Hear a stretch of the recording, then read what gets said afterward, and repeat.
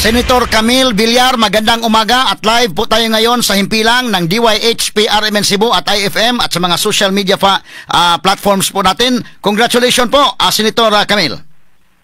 Maraming salamat po. Syempre, good morning po, Attorney Rufil. Natutuwa naman po ako na nakapagkwentuhan tayo. Sa YouTube ko lang po kayo napapanood araw-araw. Oh. Pero ngayon po, live na po tayo. So good morning po. And sa lahat po ng ating tagapakinig online and also sa ating iba't ibang bahagi ng ating bansa. Ano po ang mensahe ninyo sa lahat ng mga bumuboto sa inyo, Senator Camille? Nako, talagang alam niyo po, to be honest, napakarami pong nangyari dito sa nakaraang linggo ay medyo nag-a-adjust po tayo. Halos hindi po ako makapaniwala. I'm so overwhelmed. But talagang my heart is filled with love and gratitude. Nagpapasalamat ako sa Panginoong Diyos, sa lahat po ng bumoto dahil binigyan po nila ako ng kanilang tiwala at suporta. At talagang iingatan po natin yan at sisiguraduhin natin na yung mga ipinangako natin at yung mga pangangailangan nila ay matutugunan natin. And of course, I was so overwhelmed, I was not able to think. I don't think I would be here kung wala po ang ating minamahal na Vice President Sara Duterte, dahil talaga namang pong grabe ang suporta, tiwala at hindi pag-iwan niya po sa akin. And nagpapasalamat ako dahil naisip ko, wala po talaga ako kung wala po siya. At yun po, medyo overwhelmed pa rin po ako hanggang ngayon. Pero excited na po to focus on our work in the Senate and to finish our work sa Kongreso po. Ano ang dahilan ng inyong pagiging emosyonal sa inyong proclamation speech po? Kasi po parang hindi po ako makapaniwala. Unang pagkakataon po ito na nanalo ako sa Senado at napakahaba po at medyo napakahirap nung pinagdaanan po natin.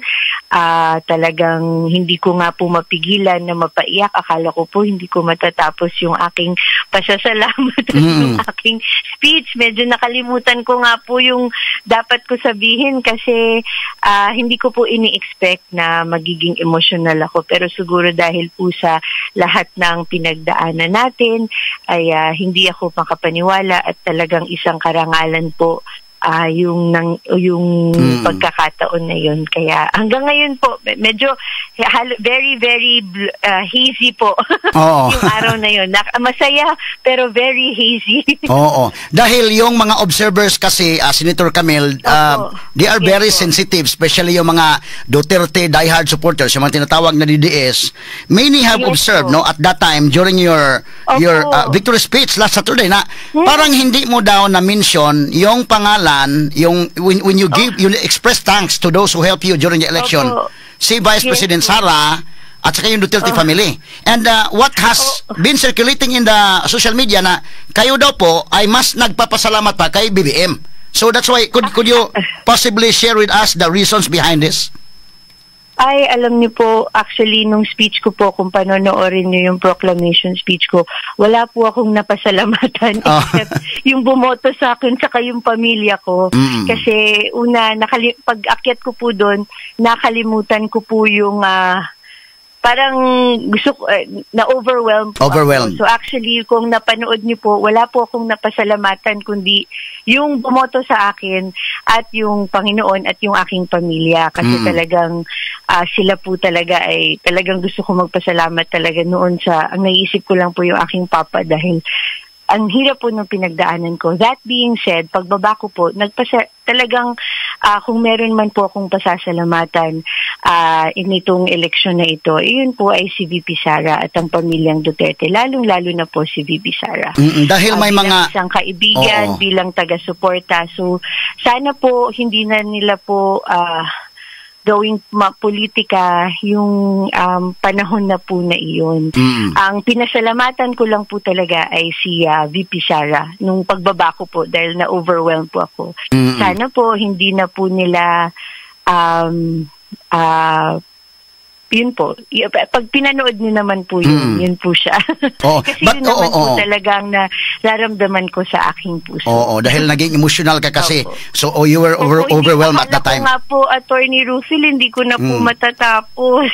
Talagang nakatingin na lang po ako sa papa ko. Sabi ko, nakakahiya po, umiiyak ako, hindi ko po matapos. Pero talagang hindi ko po mapapalampas yung moment na hindi ako makapasalamat kasi hindi naman po natin nakakalimutan yung mga tumulong po sa atin. At masasabi ko po sa iyo at wala na po akong sinasabi na iba kahit may makausap man ako na ang taus-pusong pasasalamat ko po ay sa pamilyang Duterte syempre pero lalong-lalo na kay VP Sara. Dahil may ibang sektor po na parang nagduda sila if you have felt any political or business pressures that may have influenced how you express your public gratitude to those who supported you. Hindi ko po siya inisip na ganun, Attorney Rufil. Wala po akong inisip na politika or anuman noong pag-thank you ko po. So, paumanhin po kung hindi nila na yung pasasalamat ko. Pero talagang, actually, reluctant na nga po ako magsalita dahil I was so overwhelmed. Pero hindi naman po kasi parang alam naman po nila kung sino yung mga kasama ko. Alam ko rin naman po kung sino yung mga kasama ko nung nahihirapan po tayo at hindi po natin kakalimutan yan. Kami naman po yung magkasama noon hanggang ngayon at hanggang sa darating na panahon. At sa aking palagay naman po, kung sincero naman ang aking intensyon na tumulong at yung mga kasama ko, makikita rin naman po yan sa action ko sa darating na panahon. Did the endorsement of VP Sara iniisip ko. Did the endorsement of VP Sara really matter to your victory? Opo. I think wala po ako dito ngayon kung wala po siya. Saan kayang part ng Pilipinas? Hindi ko po kakalimutan yun. Maybe sa Mindanao ba or sa Visayas ang pinakamalaking tulong or in Luzon? Para sa akin po sa buong Pilipinas dahil marami pong nagmamahal kay VP Sara at sa pamilya Duterte. Dahil sinabi ni Hindi ko na po. Sinabi ni Senator. Hindi ko na po sinispecify. Pero ngayon anong reaksyon ninyo, Senator Camille? Yung sa alyansa parang blame nila yung campaign manager dahil 20 billion daw yung gastos ng alyansa pero parang kunti lang niya nakasurvive sa Alyansa Group. Ngayon, sinabi ni Senator Lacson na talagang nilampaso daw yung Alyansa party doon sa Mindanao area dahil sa impeachment at saka yung pinadala si Presidente Duterte sa dahig. Could you give a comment about that? Sa akin naman po, hindi ko pa po nakikita ang mga resulta. Hindi ko pa po siya masyadong napagtutugunan ng pansin yung mga sinasabi ng iba. Pero kasi para po sa akin talaga, naging malaking tulong po sa akin at ang suporta niya ni VP Sara Duterte at ang kanilang pamilya. Hindi lang sa pag-endorso, kung hindi dun sa mga panahon na marami pong naninira sa akin, dun sa panahon po na marami pong kumbaga umaapi sa akin, wala na po akong ibang word, ay binigyan niya po ako ng lakas ng loob at hindi niya po ako iniwanan. So dun pa lang po ay talagang hindi ko na po makakalimutan yun. So hindi ko na po alam kung yung away ng iba, kung ano yung mga politika ng iba. Para sa akin yun po yung mahalaga at hanggang habang buhay hindi ko po makakalimutan yun. Pero totoo ba yung issue po, yung pinadala si Presidente Duterte sa dahig at saka yung impeachment ni VP Sara talagang naka-affect po sa mga surveys? Dahil si Senator Lacson na nagsabi na mayroong mga blames na nangyari ngayon sa Alyansa Group dahil 20 billion daw yung gasto pero kunti lang yung nakasurvive. I-blame nila si nabutas Congressman Tobias Tiangco, yung campaign manager, dahil sa nangyari. But Tiangco also said na hindi naman it's beyond our control dahil sa impeachment at saka yung pinadala si Presidente Duterte sa dahig. Naka-affect daw yan based on surveys. Totoo ba yun, Senator Camille? Talagang issue yun? Talagang naka-affect sa, especially in Mindanao, na nilampaso daw yung mga alyansa candidate sa Mindanao, yung ni-impeach nila si Sara at pinadala si Presidente Duterte sa dahig? Titingnan ko po kung ano po yung nangyaring resulta. Pero syempre talagang mahalaga po sa sambayan ng Pilipino, naging mahalaga sa kanila yung impeachment at yung oo naman po, yung mga nangyari po sa pamilya Duterte. As to the politics, hindi ko pa tinitingnan, pero mahalaga po yun. Dahil iba daw yung surveys last year, sabi ni Senator Lacson, yung sa Alyansa Group, dahil nasa Alyansa yung lahat na makinarias at saka 20 billion ang budget. So iba yung hindi ko po alam hindi ko pa po naririnig yung sa budget. And hindi ko pa po naririnig kung anong survey yung pinag-uusapan nila at kung ano po yung sinabi ni Senator Lacson. Pero para sa akin po bilang isang kandidato, nagkaroon ng epekto 'yan kahit anumang panig ka nanggaling, kahit anong panig ka man nanggaling, nagkaroon ng epekto yan sa opinyon ng taong bayan kasi mahalaga naman po talaga. Oo. Dahil ang blame nila ngayon yung campaign manager, pero sabi naman ni Congressman Tobias, yung Tiangco, yung campaign manager na beyond his control daw, yung issue dahil impeachment yung issue At saka yung pagpapadalas dahig. Opo, I mean nakita ko naman po yung sinabi ni Congressman Toby Tiangco at yun nakita ko naman po yung part ng mga sinabi niya at sa tingin siguro naman po, pero hindi ko pa po alam yung sinabi ni Senator Ping. Sige, yung sinabi lang ni Senator Peng, yun lang, nilampaso na yung alyansa doon sa Mindanao after na pinadala si President Duterte sa dahig at saka yung impeachment daw kay VP Sara. Ang nakita ko lang naman po sa Mindanao, and rightfully so, ay talagang binigyan nila ng kahalagahan yung pong bilin ni Pangulong Rodrigo Roa Duterte. At pinangalagaan po nila ang kapakanan at binigyan nila ng tiwala yung mga sinabi po ni Vice President Sara Duterte and former President Rodrigo Roa Duterte. And rightfully so.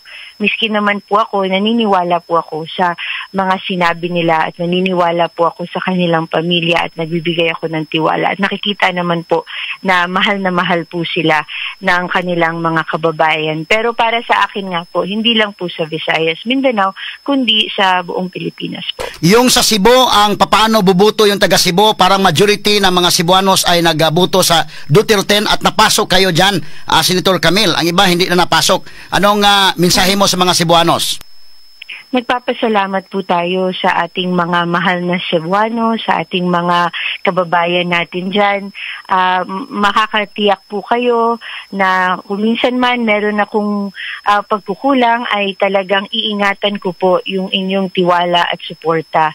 At narinig ko po ang inyong mga kagustuhan at pangangailangan at sigurado kayo na may kakampi po kayo sa Senado, kauban sa Senado, at talagang hindi po natin iiwanan si VP Sara sa kanyang mga gusto para sa ating bayan. Senator Camille, yung local absentee voting po, the way yung mga military, yung mga police at saka yung media na nag-avail sa local absentee voting, klaro doon na parang yung mga ini-endorse ni President Duterte ang nanalo at kasama ka rin dyan. Anong ibig sabihin yung mga empleyado ng gobyerno, yung uniform personnel, police at military, at even yung media ay very sympathetic to the Duterte family. Anong basa mo dyan? Alam niyo po, ang pagboto natin, yan ay isang kapangyarihan ng bawat Pilipino. So, para po sa akin, kung sino po ang binoto nila, nakikita naman po natin na yun po ang sinusuportahan nila at rinirespeto at ginagalang natin yan. So talagang kung sino man po ang kanilang inelect, whether here, abroad, or even local absentee voting, ay talagang rinirespeto natin ang naging outcome ng eleksyon na ito, rinirespeto natin ang boto ng bawat Pilipino. So kung yun po ang pinili nila, ginagalang natin yan. At siguro naman, yung mga pinili nila, yun talaga ang gusto nila. So the Filipinos have spoken for me. Yung mga overseas absentee voting, nakita mo na yon na siguro ang result, Senator Camille, no? I think dun sa overseas nakita ko po ay very strong, very evident po ang pagmamahal nila sa pamilyang Duterte. Sa lalong-lalo na sa ating mahal na Pangulo. Sige, Senator Camille, ano po ang dagdag na maaasahan namin pag nasa Senado na po kayo at yung mensahe na lang po ninyo sa mga listeners? Attorney Rufil, again, thank you so much for this opportunity. Nakapagkwentuhan tayo, nakapag-clarify tayo. Thank you so much for this honor and yung karangalan na ibinigay niyo po sa akin, yung tiwala at suporta. Makakaasa po kayo na iingatan po natin. It is not something we will take for granted. At sa abot ng akin pong pakakaya ay hindi ko po kayo bibiguin. At lahat po nung sumama sa akin, sumuporta sa akin, hindi ko po sila bibiguin. Lalong-lalo na ang ating minamahal na Vice President Sara.